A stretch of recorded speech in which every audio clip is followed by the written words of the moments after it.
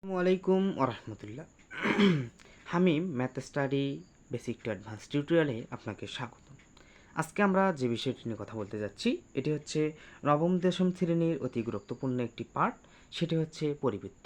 খুব সহজে আমরা পেন্সিল কম্পাস ব্যবহার করে কিভাবে একটি পরিবৃত্ত অঙ্কন করতে পারি সেইটি আজকে আমরা এই পর্বের মাধ্যমে আপনাদের সামনে সুন্দরভাবে উপস্থাপন করব ইনশাআল্লাহ। তাহলে দেরি না করে আমরা আমাদের কাঙ্ক্ষিত যে চিত্রটি আছে সেটি অঙ্কন করা শুরু করি।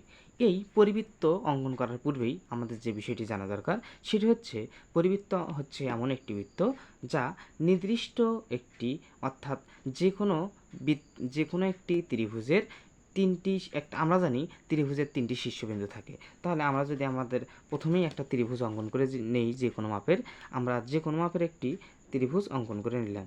আপনাদের অবশ্যই কিন্তু এই অর্থাৎ অঙ্কনগুলো পেন্সিল কম্পাসের সাহায্যে করতে হবে, কিন্তু আমাদের ভিডিওতে সুন্দরভাবে দেখানোর জন্য আমরা পেন্সিল না ব্যবহার করে কি করলাম ভাইয়া, পেন্সিল ব্যবহার না করে আমরা এখানে কলম ব্যবহার করতেছি।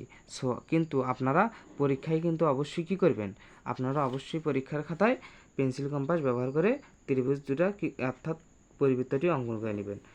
কী করে নেবেন পরিবৃত্তটি অঙ্কন করবেন কিভাবে, আপনারা অবশ্যই পেন্সিল কম্পাস ব্যবহার করে পরিবৃত্তটি অঙ্কন করে নেবেন।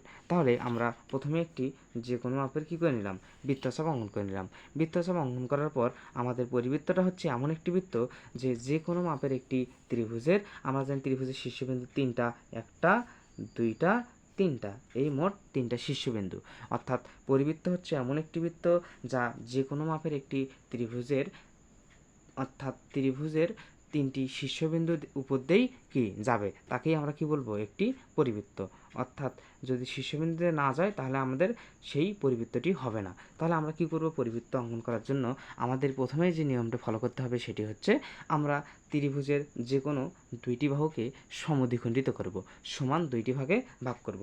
তাহলে আমরা মনে করেন এই বাহুটা এবং এই বাহুটিকে সমান দুইটা ভাগে ভাগ করব।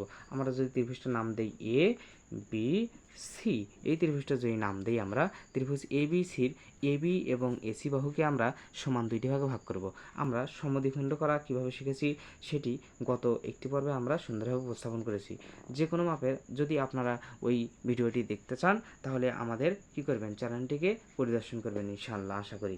তাহলে আমরা কি করব, যে কোনো মাপের একটি বৃত্তচাপ উভয় পাশে উপরে এবং নিচে উভয় পাশে একটি বৃত্তচাপ অঙ্কন করতে হয় আমাদের, এবং তারপরে ওই মাপেই আমরা এর যে শেষ প্রান্ত বিন্দু এখান থেকেও আলাদাভাবে সেট করে নেব। কারণ আমরা ওই টিউটোরিয়ালের মাধ্যমে আপনাদেরকে সুন্দরভাবে উপস্থাপন করেছিলাম যে একটি বাহুকে কিভাবে সমান দুইটা ভাগে ভাগ করতে হয়। তাহলে আমরা আমাদের প্রথম যে রেখাটি হচ্ছে অর্থাৎ প্রথম যে বাহুটি হচ্ছে সেটিকে কিন্তু আমরা সমান দুইটা ভাগে ভাগ করতে পারলাম।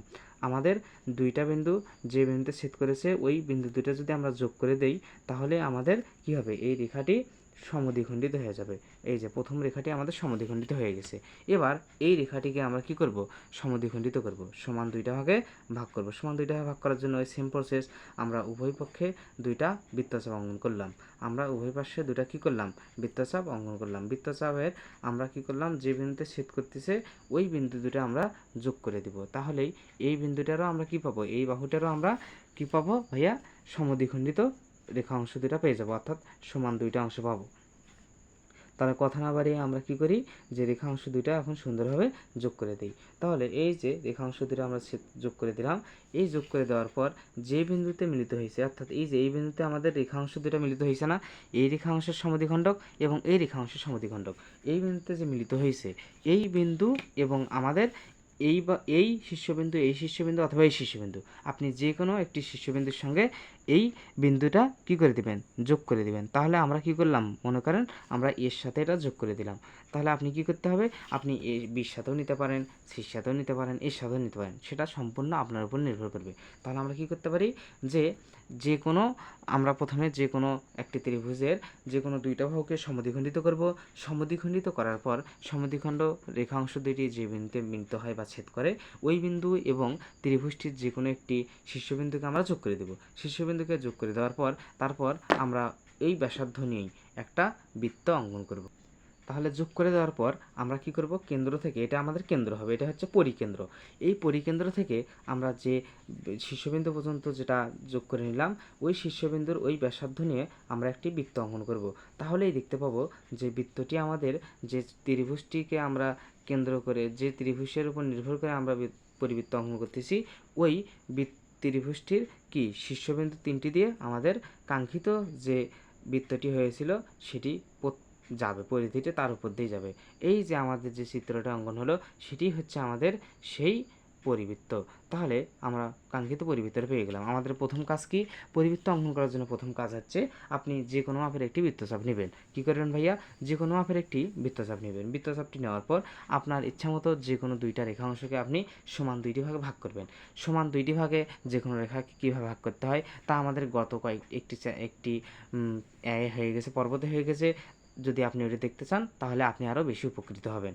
তাহলে আমরা কি করলাম, এখানে যে কোনো মাপে 2টা বৃত্তচাপ অঙ্কন করলাম, একটি রেখাংশ। এইভাবেই সিম্পল প্রসেসে এই রেখাংশ এবং এই রেখাংশ, অর্থাৎ বাহু দুইটাকে আমরা সমান 2টা ভাগে ভাগ করলাম। বাহু দুটিকে ভাগ করার পর রেখাংশ যোগ করার পর যে বিন্দুতে আমাদের রেখাংশ দুটি মিলিত হয়, এই বিন্দুটিকে বলা হয় পরিকেন্দ্র। যেহেতু আমরা এটা একটি পরিবৃত্ত অঙ্কন করতেছি, তার মানে আমাদের পরিবৃত্তের কেন্দ্রের নামটা হচ্ছে পরিকেন্দ্র। তাহলে এই পরিকেন্দ্র থেকে আপনি যে ত্রিভুজটাকে আমরা প্রথমে অঙ্কন করেছিলাম, এই ত্রিভুজের যে কোনো একটি শীর্ষবিন্দুকে যোগ করে দিতে পারেন। আমি এ থেকে এটা যোগ করে দিলাম, আপনি এখান থেকে বিও দিতে পারতেন, এখান থেকে সিও দিতে পারতেন, সে সম্পূর্ণ নির্ভর করবে আপনার উপর।